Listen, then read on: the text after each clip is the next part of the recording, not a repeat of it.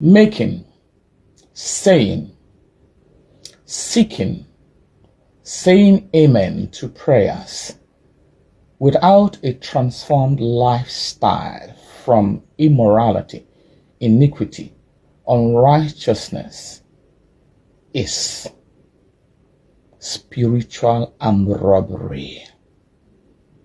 I ask you, what really are you saying amen to or for? What really are you seeking prayers for? To continue your lifestyle of prostitution, of yahoo, of being a corrupt politician, of being an adulterer, of being an extortioner, of being a false prophet? What really are you saying amen to and for? Spiritual amraba, spiritual onyushi, spiritual ole, spiritual barawo banza.